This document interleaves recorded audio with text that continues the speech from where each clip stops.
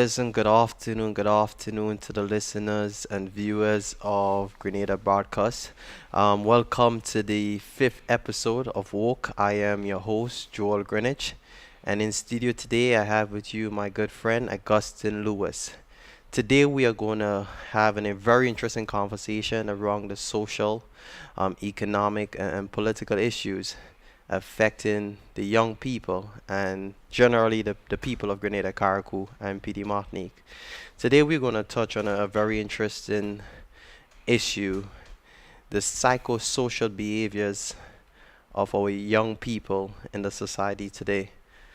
Uh, Marcel, one of my observation recently is the issue of psychosocial behaviors among our people, especially our young people. Just recently, I was reading the a newspaper article, or matter of fact, I was listening to the news, and I saw that a 13-year-old was charged for non-capital murder. In other news, I saw a 80-year-old woman was actually raped. And you have heard of numerous social issues and issues of violence in a society that is not normal.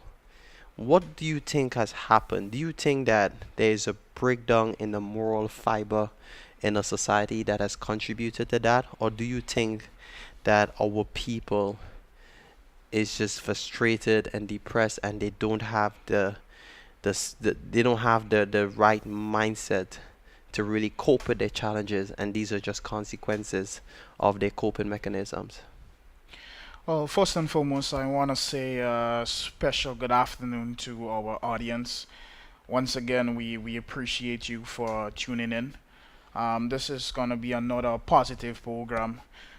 Just to answer your question, what we're seeing presently are effects, and we have to get to the root cause of it. And how do we get there as a society? We get there by, I would say, honest introspection. We looking at ourselves and our communities, our parishes, and our country as a whole. What are some of the issues that we are affecting? We are affected by. I would say one of the most important thing is that of conflict resolution.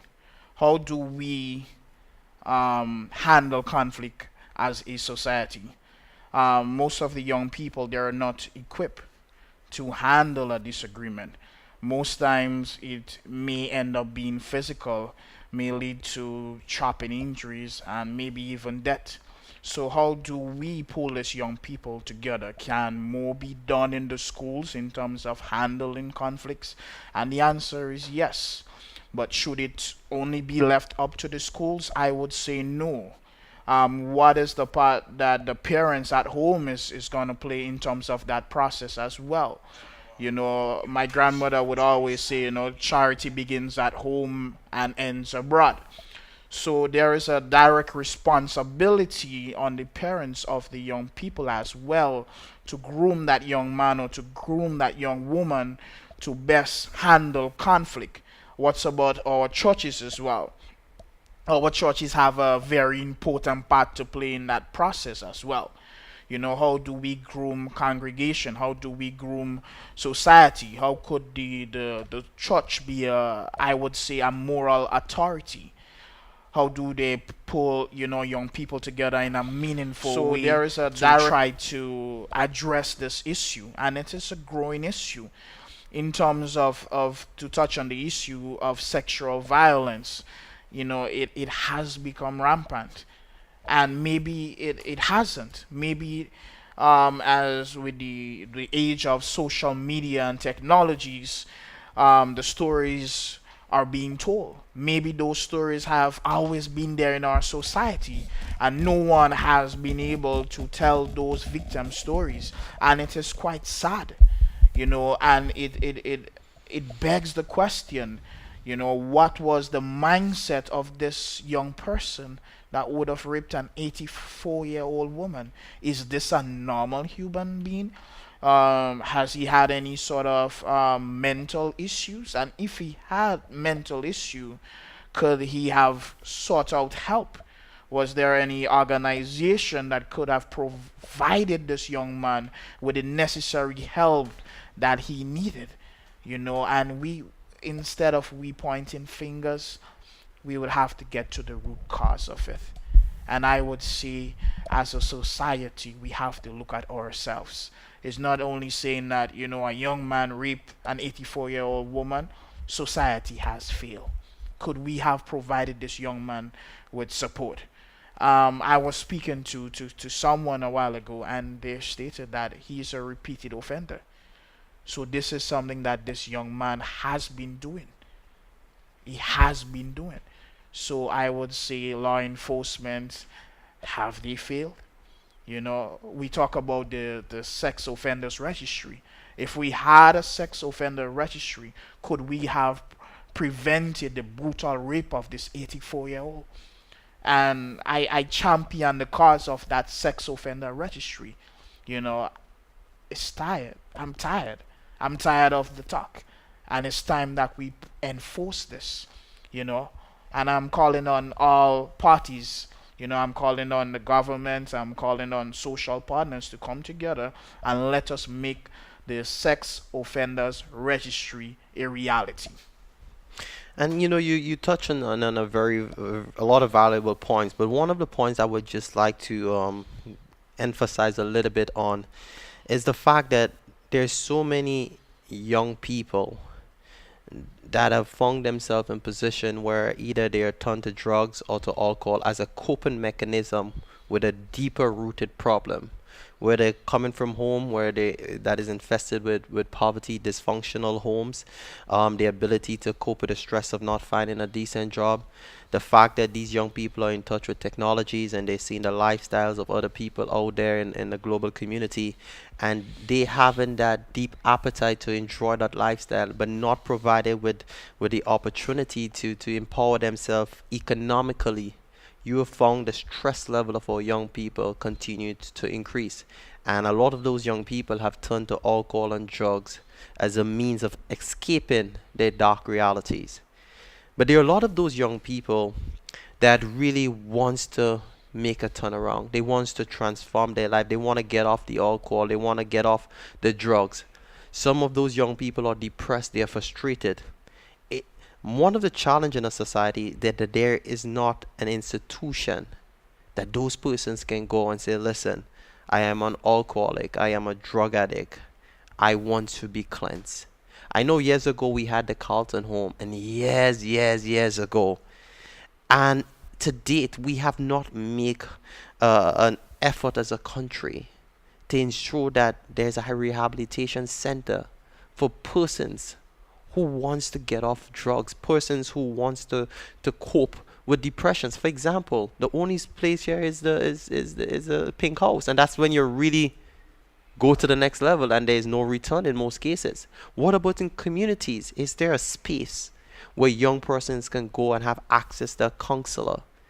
Is there in all parishes, is there a specific department that you can go and say, listen, I am depressed, I am stressed, I am going through a lot, I need help, right? Could that address a lot of the social issues that continue to spiral?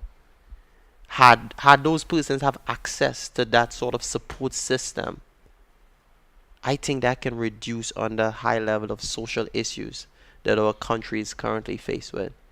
So what do you think that our policymakers, what stand can they take right now to ensure that those social issues is either eradicated or alleviated? And do you think that they are doing enough? Do you think the Ministry of Social Development is doing enough? Do you think the religious community, are they doing enough? Do you think the social partners of civil society, are they doing enough to help address the growing and alarming social issues that our country is currently faced with? It's a very deep question, and you ask, is government doing enough? Is policy makers doing enough? Is civil society doing enough? And I would come back to my point. This is a society problem. And every single one, instead of we pointing fingers, every single one have to be accountable. It start from a family unit. The family has a responsibility to instill good values in their kids. The community has a responsibility to ensure that the young people are groomed and mentored. I'm just going to use a story. I remember a time growing up, my mom would have shared an experience, childhood, where she would have said something, and one of the neighbors would have flogged her. And they came back home to my grandmother, and my grandmother would have flogged her as well. And I'm not saying that we should beat our kids, but what I'm saying that that same level of accountability we can use, whereby it was the responsibility of a community to take care of a child. And one of the problems I would say is that we have become too individualistic and we have lost that community spirit. And that community spirit is important in terms of tackling the social issues and problems that our young people are facing. Can the policyholders do more? Of course, the policymakers can do more. And I do hope that they can do more, that we can have stronger policies in place, that we can have support systems in place whereby young people can reach out to. But then again, we have to get to the root cause of this problem. And it comes back again to conflict resolution. It starts in the home, it starts in the community.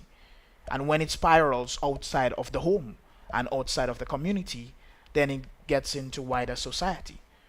I can use a story growing up where there was this young man in my community. He was frustrated, unemployed, and instead of the community coming together and working with him, he mad, he crazy. You'd hear terms as woman he wants. And next thing you know, this guy's end up in Monkey. And he gets the injection and he's a madman for life. And society fails. So I would not say that the government fails, society fails. The community fails. His family failed. And we have to be accountable. Most times we put pressure on government, and government should solve every single problem that we are facing, and it is unfair. We have to be held accountable. The family have to be held accountable. The community have to be held accountable. And if we can solve some of those problems, I think that the burden on government will be less. Can civil society do more? Of course, civil society can do more, but they're trying as well. But the people needs to take greater responsibility in themselves and their affairs. And that lack of accountability and putting that responsibility onto government is creating a burden. You have to be held accountable as a parent. That responsibility to instill good values in your son or your daughter, that rests upon your shoulders. But government can do much more. But then again, society can do more. So thanks for your points, and I really do that believe that our viewers and listeners of our program will have a great appreciation for the valuable points that you brought forward. I just want to touch on a very important point: the socialization process. How we socialize our male versus how we socialize our females. And when you look at in a society as at the greater level of deviant and violent behaviors, you find it's predominantly male. And I think it has a lot to do with the fact how we socialize our male versus how we socialize our females. For example, in a society today, if a male shows emotions or cry, the same society refer to him as being a sissy or soft, right? When a female cry, it's expected that she is a female. If a man come and he speaks about his problem, you say man up. Be a man. Even your father, your mother, the people in the community, they will say, be a man. So what you find happening, a lot of men tend to bottlecock their problems. They bottlecock their problems. They won't come to talk to you about it, or they will not come to talk to me about it, or they may not cry about it. But as a female, she has a network, and it's okay for her to call her friends and say, this is what I'm going through. This is what I have experienced. If she cries, it's okay, it's normal. And what you find happening, because men don't have that avenue to vent, you find men walk around with their problems, their pain, they hurt from 10, 20 years ago. And you find the minute time something happens, it's like an explosion. And that person reacts in a violent and aggressive way, and that may cost them their life or their freedom. So we are losing our young men to violence and crimes. Many of our young men are winding up in prison. Not because that in some cases that they're actual criminal, but because there could be just one instance where they reacted based on everything inside of them, all the bad experience, all the hurt and the pain that is inside of them, that they have not had the opportunity to express. Do you think that as a society, how do you think, a matter of fact, how do you think as a society that we can provide that environment where as a man can feel it's okay to cry, a man is feel it's okay to talk about his problem and express himself? How do you think as a society we can change that whole socialization process so that our young men or young boys can feel that, hey, it don't make you less of a man to cry, it don't make you less of a man to express yourself, or you don't make you less of a man to show emotions? What do you think we can do differently? Well, basically, it comes to the definition. What is a man? And who a man is? And this question is a very deep question that you have to delve into your, I would say, your core and your identity, because there are a lot of notion that is going around in society that you have to be macho, you have to be strong, you shouldn't show emotions, you shouldn't cry, and you should keep it all in. I was having a conversation with a bus driver a week ago, and he was speaking of a young man in his community who had problems in his relationship. His girlfriend was cheating on him, and he tried reaching out to a few of his friends, and instead of providing the support that he needed, his friends was laughing and making fun of him and giving him talk. Boy, you're getting on, you're crazy, your woman cheating on you. And this guy erupted violently, whereby he would have raised his hand on this young woman. And that is the problem that men are facing. Men are not networking. We are not our brother's keeper. Instead of providing the moral support to a brother, we will rather make fun and kicks on him. And the rum shop mentality, where you have problems in your home, and instead of your friends supporting you, your friends would be making fun of you. And not everybody can handle this. Just a few years ago, I know of a young man who had problems in his relationship. He lost his girlfriend. His girlfriend decided to move on. A few of his friends started making fun of him, and he ended up killing the young lady and taking his own life. And should I point fingers at this young man stating that he's a psychopath and he's crazy? I point fingers at his friends. I point fingers at the community. There was a young man who is hurting. There was a young man that is in pain, and he needed someone to comfort him. He needed someone to talk to. He needed someone to provide that support. And instead of the support, he got criticism. He was made fun of, and he exploded. And then we read those stories on the news.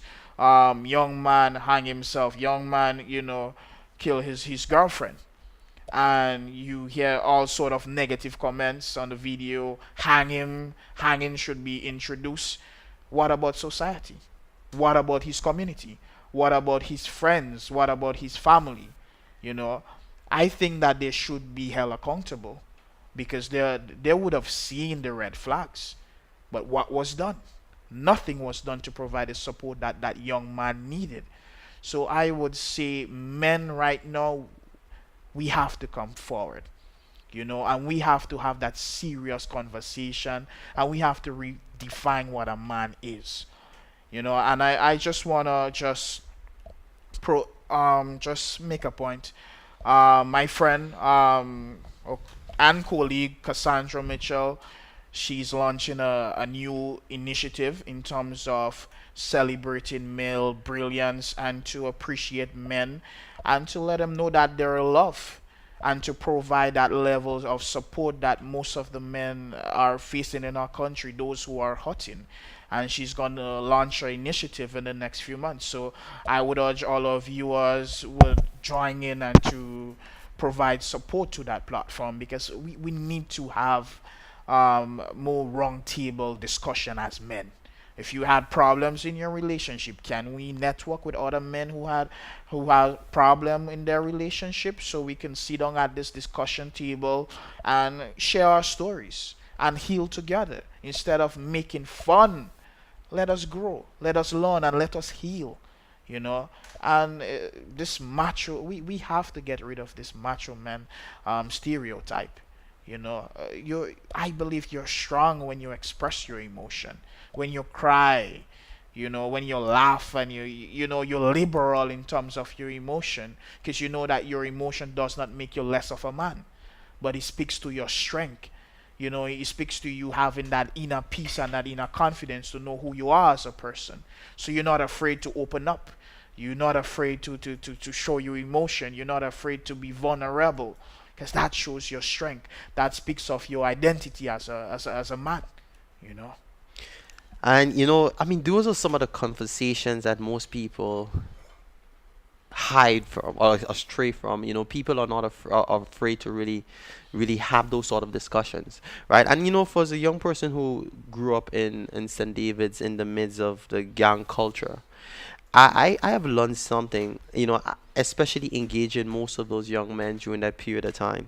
You see, most of these young men never achieved anything much in life. They didn't go to school. Some of them never went to secondary school. Some of them was never told they're important. They were never told that they are valuable. They were never told that, they could achieve or become anything they want in life. And it was a group of guys with just searching for attention, searching for validation, wanting to feel belonging. And they came together and they formed that sort of gang culture.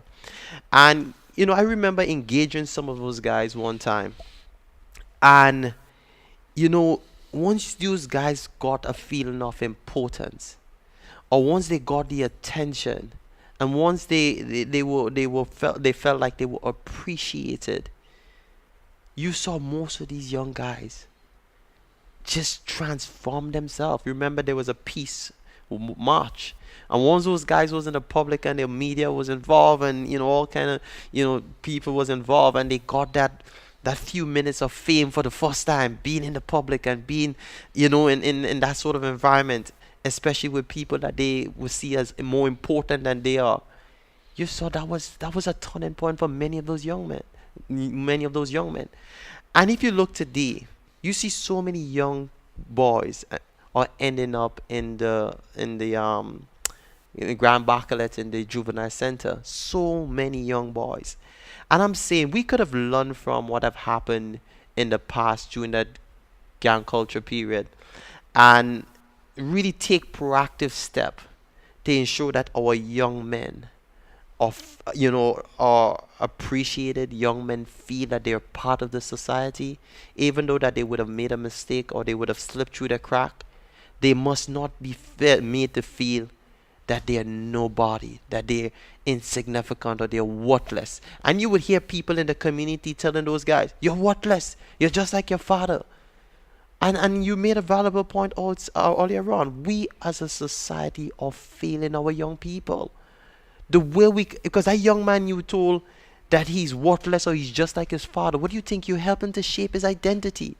You threaten his self-worth and his self-value. And if he don't see himself as valuable, what do you think will happen? What will be his actions?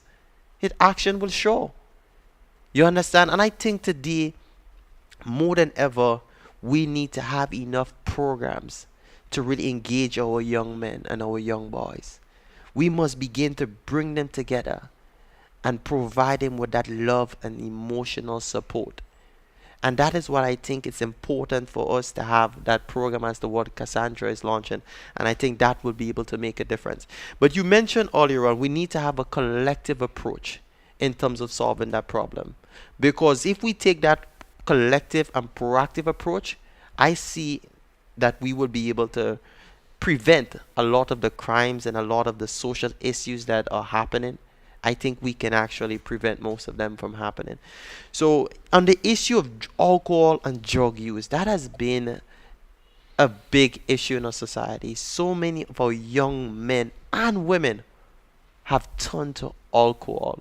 What do you think, as a policymaker, that our government can do to prevent the high level of consumption of alcohol and drugs among our young people, especially our teenage boys and girls? Because if you really look at the issue of teenage pregnancy, right? That is also associated in some cases to drunkenness. You know, young men, young women drinking, they get drunk, they have sex, and you understand the consequences. What can a policymaker do? Do you think we are doing enough to address the issue of the increased consumption of alcohol and drugs among our young people?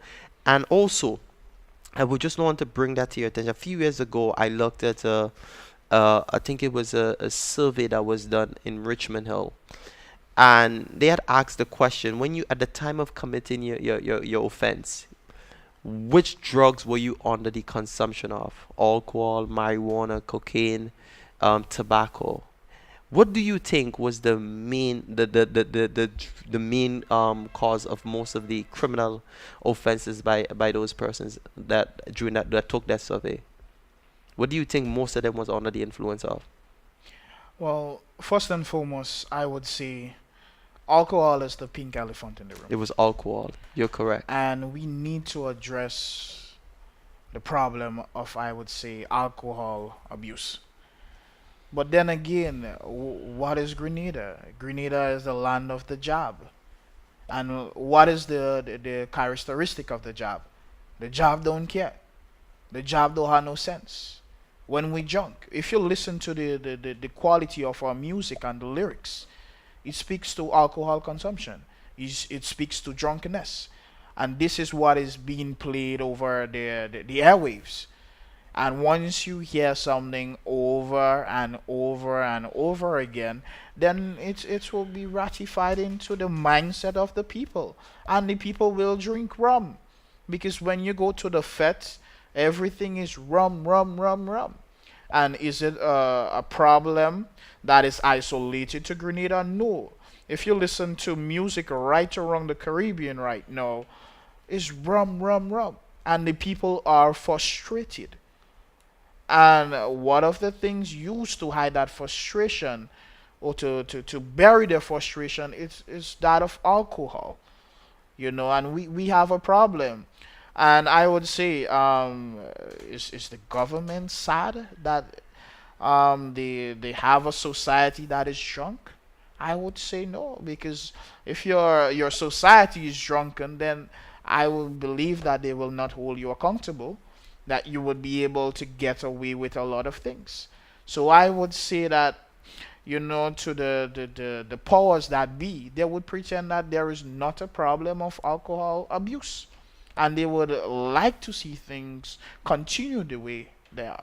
But the problem I'm seeing in the future, what happens when we have some of those young people start coming down with liver disease and liver cancer? Will our healthcare system be able to deal with this problem? This needs to be addressed, and it needs to be addressed right now. It is a problem. Sometimes you go to events and you see 14-year-old and 15-year-old drinking rum, drinking beers, and nothing is being done. In the schools, you have kids who are coming with their rum and drinking rum. So we have a society of alcoholics, and we love rum. Grenada is a rum society. And if anyone disagree with me, you're not honest and you're a liar. We are a rum society. We love rum. And I will not run my mouth, because I'm gonna be real as well. I drink occasionally as well. I mean, Rivas is my favorite rum. I will not pretend that I don't drink. I drink as well, but I know my limits. And I have had my struggles in the past with alcohol. There are times when I have drink too much, and I would have, displayed some behaviors, I would say, that was very embarrassing. But this is a problem that I recognize that I had, and I had to deep within myself, to get over that problem, to deal with my real issues and my real frustration. Has it been easy? No, it has been difficult. There was a lot of soul searching. Is everyone equipped as myself to deal with that problem? I would say no. There are some people who fall by the wayside. But then again, is government the only one, the only party that can help solve this problem? Community, societies have to come together. We all have to come together to address the problem of alcohol abuse. Can we raise the legal age of alcohol consumption? Most definitely we should. And what's about the shops and the bars who sell alcohol to minors? Can there be stiffer penalties? Most definitely there should. And what should the penalties be for, let's say, parents? Parents who are not accountable enough to look at the kids, and the kids are bringing alcohol in school. Should we take that seriously? Most definitely. And we have to have that conversation. The schools, the churches, government, civil society, we all have to have this conversation. And should we point our fingers at one particular group? No. That is a problem that needs to be addressed by all parties. Okay. Interestingly, you touch on some points that I know I just been looking at some of the comments, and I can see that a lot of people are commenting. People are really enjoying the discussions and the valuable points that is actually brought to the table. I just want to share some light on this, right? Because you see, I think there's a level of double standard in the society in the way we address issues. So, based on the survey that I told you, alcohol was one of the leading cause of the most of the criminal offenses that those persons said they were mostly under the influence of alcohol, basically, when they committed their criminal offenses, right? We look at a high level of road fatalities in our country and a high level of accidents, right? We look at a high level of violence against women, and most of these things are pointing towards alcohol. A man on his rum, he beat his wife, he beat his woman, he get up the next day, he said he was drunk, right? I have a serious problem that we have not taken a very firm stand to the high level of alcohol consumption among our youth. When we look at the social cost, then the cost of society, right? As opposed to the firm stand we take towards marijuana. I have a serious concern about the double standard, because you see, alcohol consumption has been responsible for a lot of social issues that is affecting our country today. And you mentioned earlier the long-term impact, not just to the society, but even on our personal income. Because when you have so many people coming down with cirrhosis of the liver and other health issues associated with alcohol and drug consumption, we as taxpayers will have to subsidize the huge healthcare bill, because in most cases these people are coming from homes in which they are living in poverty. They're coming from home where they cannot take care of their basic commitments. So in the long run, the very few people who are doing well, who may have a good head on their shoulder, in the long run they will have to subsidize that cost.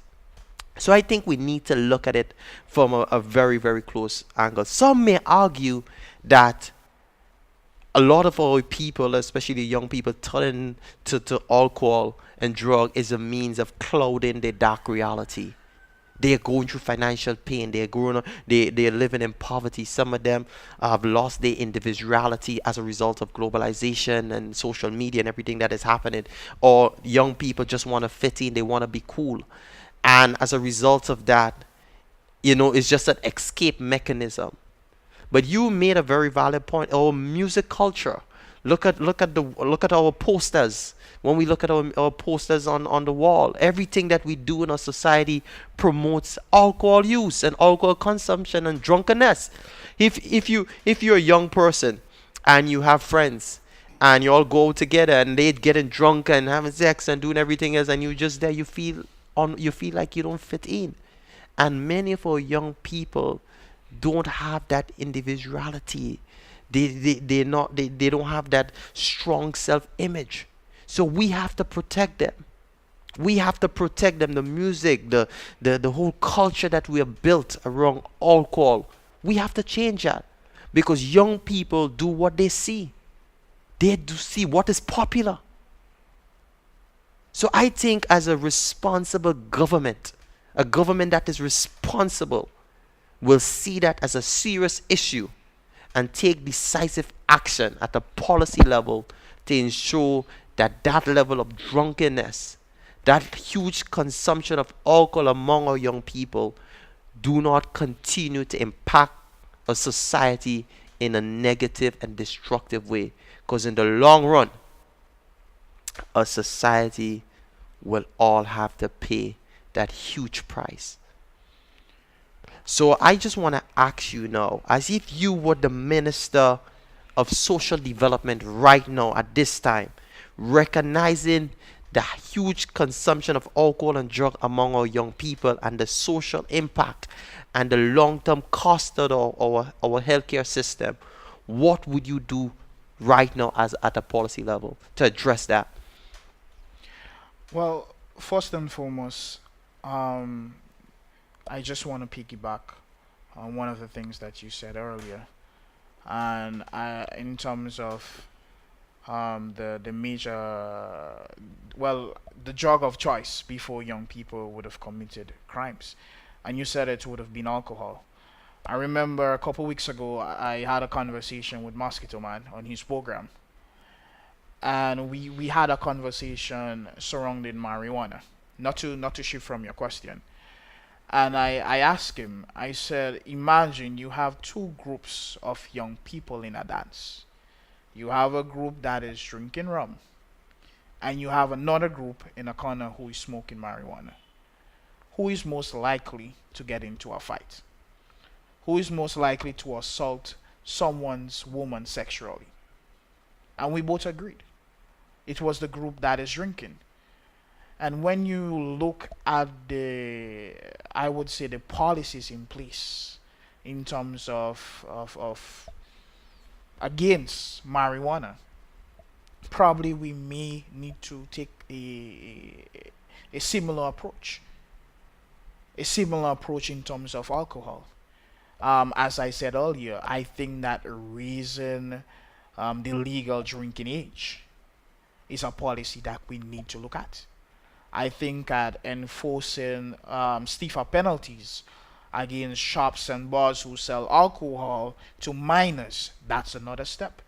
But I also believe, once again, engaging all of the stakeholders in society, and bringing them at that table, and also going into the schools to meet the young people. I think that is important, and also coming on the block, meeting the young people on the block as well, and having that discussion. So I think that there are a number of dimensions we can attack this problem, and I do not see it as being one dimensional, and we want to meet every young person at their level. Because what's about the young people who drop out to school? How are we going to reach them? And we want to reach them on their level. And I say society as a whole, everyone has a part to play in this problem. And as a Minister of Social Development, I will bring everyone at this discussion table and invite everyone idea to solve that problem, and even the young people as well. And I would get, success stories, other young person or people who would have struggled with alcohol consumption and who have made that major leap in terms of putting alcohol aside and changing their life. One of the issues I want to evolve this conversation. What's about the legalization of marijuana? And this is an issue that we need to address. When we look at the trend that the world is taking right now, there are several countries around the world who would have legalized marijuana and who are benefiting from the medical marijuana, I would say, industry. What is Grenada doing? Are we lagging behind?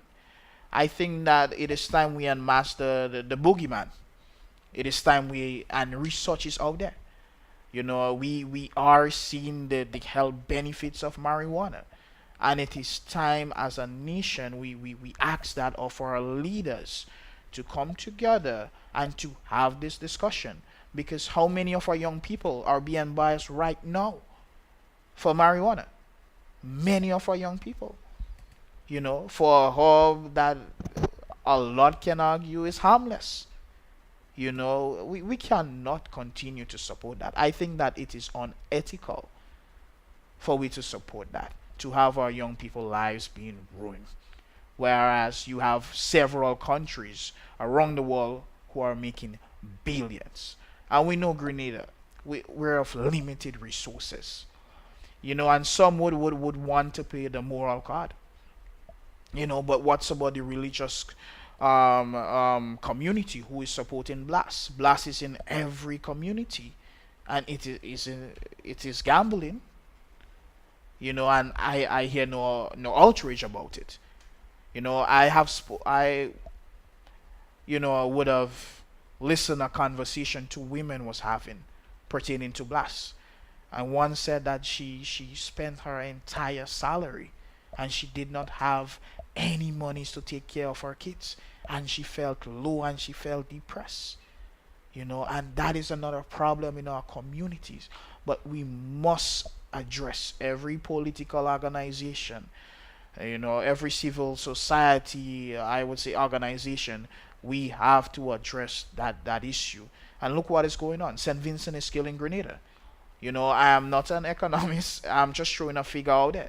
But I show that every year our economy lose more than $200 million every year in terms of the illegal trade of marijuana to a particular Caribbean country. I will not name the country. And the amount of resources that is spent into fighting marijuana, I would say, does not make sense. Let's get the young people who are affected. Let us build the farms. And we have to do that for our young people. And I want to support, some of the points that you actually make. I think the whole conversation as to the approach to marijuana. Marijuana, in my opinion, a few years ago I was asked by the CARICOM Secretariat to sit on the Marijuana Commission to look at a CARICOM region how we approach marijuana, and I think it's really important that the conversations be held. I know from a political point of view, a lot of you find the politicians, they would play the political game because you see the influence that the churches have, right? They want to keep the churches very close, but I think even the religious institutions, they need to get involved in the whole conversation because from a health perspective, our country can really benefit from that. But you were making a point earlier on, Marcel, and I think that was a very, very interesting point. You go to political rallies, and I remember looking at a few of the political rallies, and everyone, most, I wouldn't say everyone, but most of the people leaving that political rally was drunk. I actually looked at one on television, and mostly everyone leaving that political rally of that specific party was drunk. And I asked myself the question, was these people were these people there to listen to the plans and program of that party if they win the election? or were they there just for a carnival like event? As a people, I think we need to take responsibility. Because if you were there to listen to the plans and programs, and you listen to the plans and programs of the other political parties, you will be in a position to realize which one of the political parties have the best plans, programs, and policies, and support the party with the best policy plans and programs. It's unfortunately our people don't make decision like that. So we support a political party, we go to the political rally, we get drunk. If they say if they say tomorrow morning, um, we will be drilling oil and gas, and everybody say yeah, yeah, yeah, without even understanding, what is really the whole process in that regards.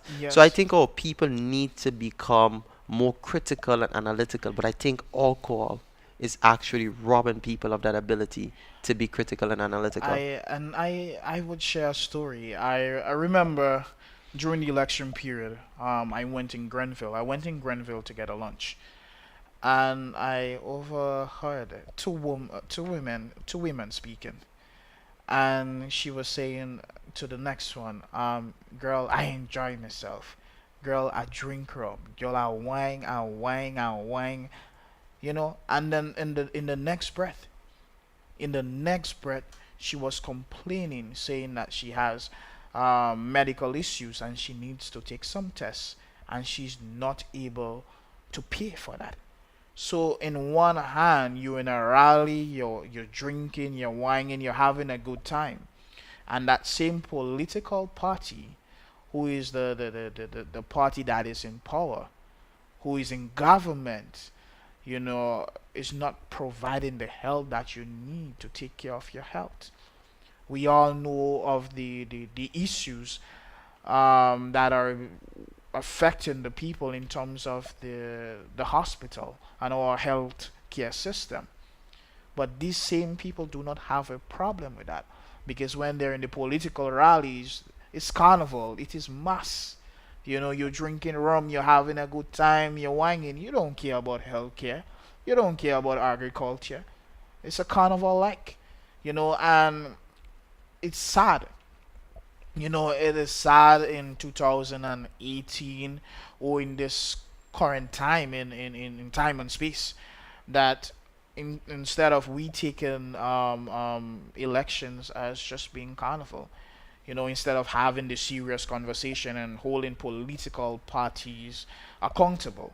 Political parties can just show on rallies and carnival events and capture the imagination of the people.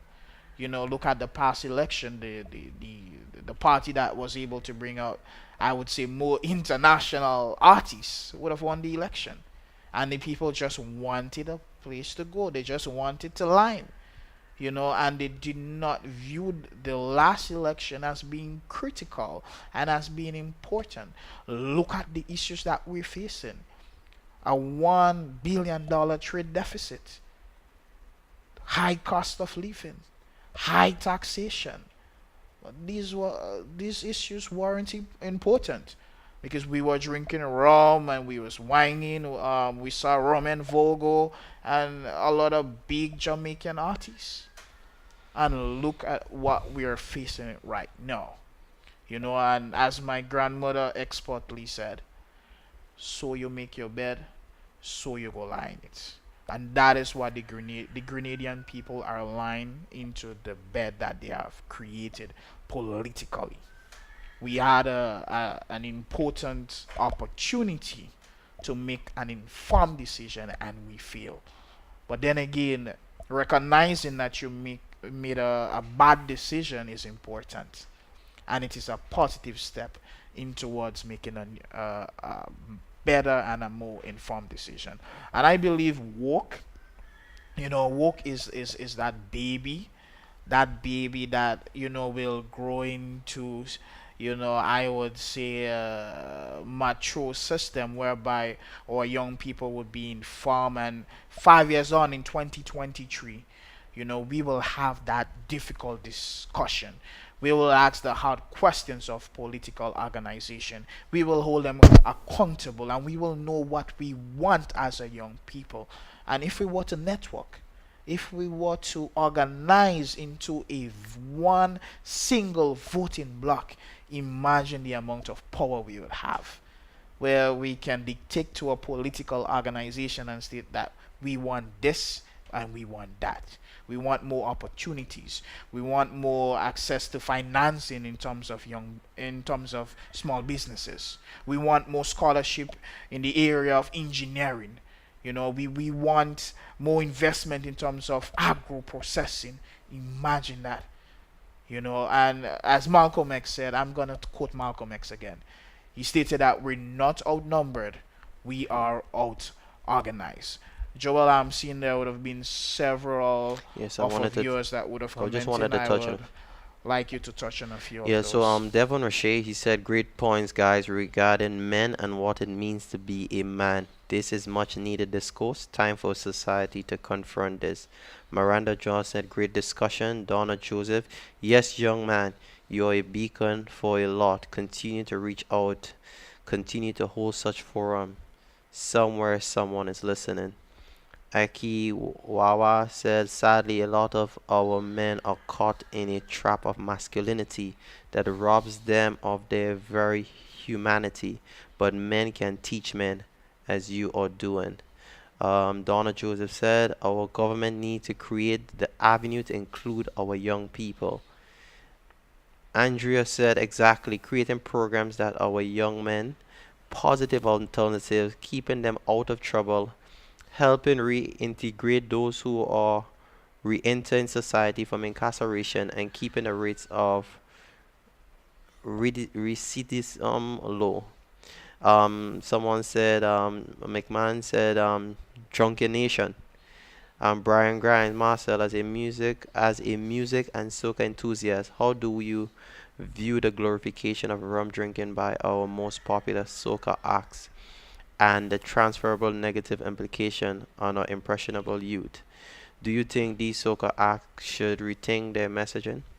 I Most think de- that's a very good point. I would like for you to share some light. that's a very good point, and I think most definitely, we have to be more accountable. Um, if you're an established soca artist, I don't think that you have already built a following. You have a firm fan base.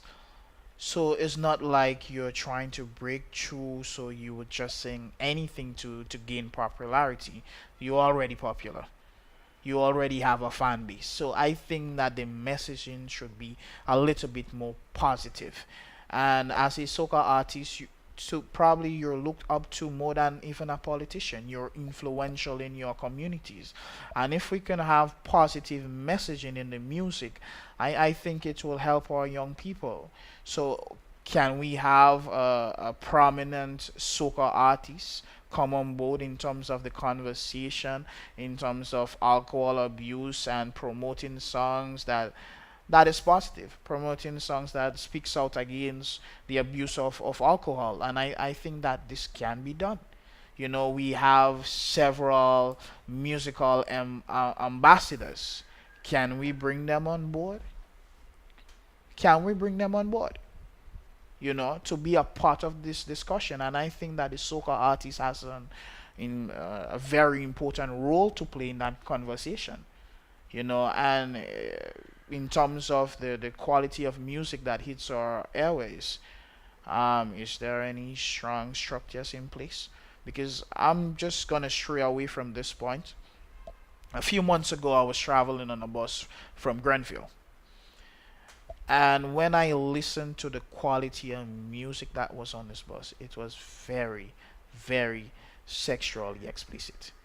And there were 11-year-old and 12-year-old girls on the bus singing those songs word for word. And I had a problem.